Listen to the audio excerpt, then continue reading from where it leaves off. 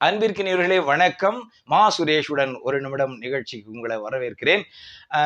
ஒரு நிறுவனத்துல குறிப்பா இப்போ நான் வந்து கல்வித்துறை சார்ந்த ஒரு நபர் என்கிற காரணத்தினால் அதை குறித்து உதாரணமாக சொல்ல வேண்டும். உண்மை சம்பவத்தையும் நான் பகிர்ந்து கொள்ள வேண்டும். ஒரு நிறுவனம், ஒரு பள்ளிக்கூடம், ஒரு ஹையர் செகண்டரி ஸ்கூல், மேல்நிலை பள்ளி என்று வைத்துக் கொள்ளுங்கள். அங்க இருக்கிற தலைமை ஆசிரியர் மெமோ கொடுக்க உரிமை உண்டான்னா கொடுக்கலாம். சாதாரண ஒரு மெமோ கொடுக்கலாம், அவ்வளவுதான். ஆனால் குற்றக்குறிப்பானை எல்லாம் கொடுக்க முடியாது. அது வேற. அதை ரொம்ப நான் காலம் கருதி இந்த குறுகிய நேரத்துக்குள்ள சொல்லி முடிக்கணுங்கிறதுனால சுருக்கமா சொல்லுகிறேன்.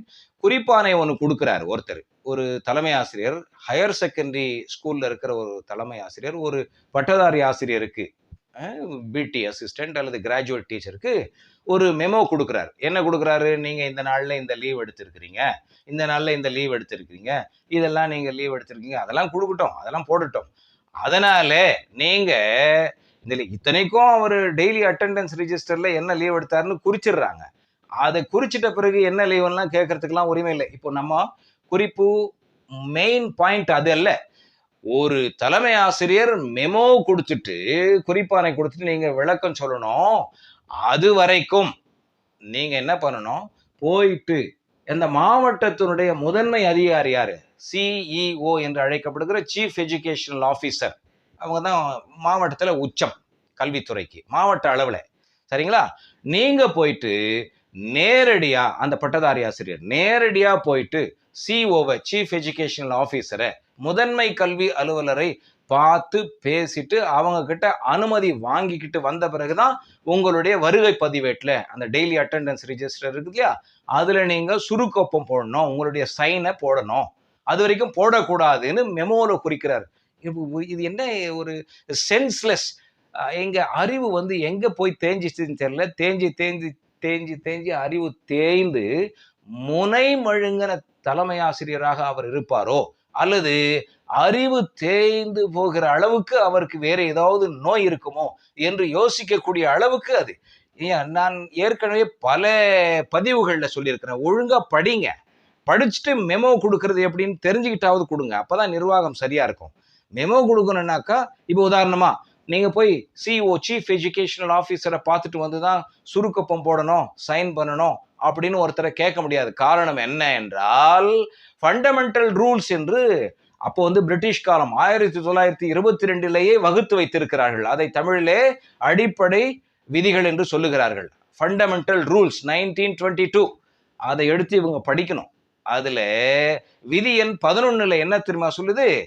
அரசு ஊழியர்கள், government servants, whole time servants என்று சொல்லுகிறார்கள். ஹோல் டைம்னா முழு நேர பணியாளர்கள்னு சொல்றாங்க. அப்படின்னா என்ன அர்த்தம்? ஏன் 24 ஹவர்ஸ்னு போடல அப்படின்னா, ஒருத்தர் 24 மணி நேரம் வேலை வாங்கிட்டு ஒரு நிமிஷம் கூடுதலா போயிடுச்சுனாக்கா, 25வது மணி நேரத்துல அந்த ஊழியர் நான் 24 மணி நேரத்துக்குத்தான் கடமை செய்வேன், 25ன்னு உங்க விதியில சொல்லலையேன்னு வாதிடக்கூடாது என்பதற்காக திட்டமிட்டு முழு நேர ஹோல் டைம் சர்வெண்ட்ஸ் என்று விதி 11 வருது. அதெல்லாம் இவங்க கொஞ்சம் பார்க்கணும். ஏன் இதை சொல்றேன்? இதுக்கும் அட்டெண்டன்ஸ் ரிஜிஸ்டர்லயும் சைன் பண்ணக்கூடாதுன்னு கொடுக்கலாமாங்கிறதுக்கு என்ன ரீசனபிள் காஸ் என்று சொல்லுகிறார்கள். நியாயமான காரணம் இருந்தால் ஒழிய அப்படி ஒருத்தரை தடுக்க முடியாது.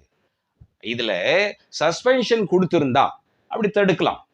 சஸ்பெண்ட் பண்ணல, குறிப்பான கொடுக்குறீங்க, எந்த காரணமும் அவங்க கொடுக்கல, பார்வையில ரெஃபரன்ஸ்ல சிஇஓ இந்த மாதிரி வந்து பாருங்கன்னு ஒரு கடிதம் ஏதோ இந்த தலைமை ஆசிரியர்கள் கொடுக்காம அதை பார்வையில இவர் குறிப்பிடல இந்த மெமோல.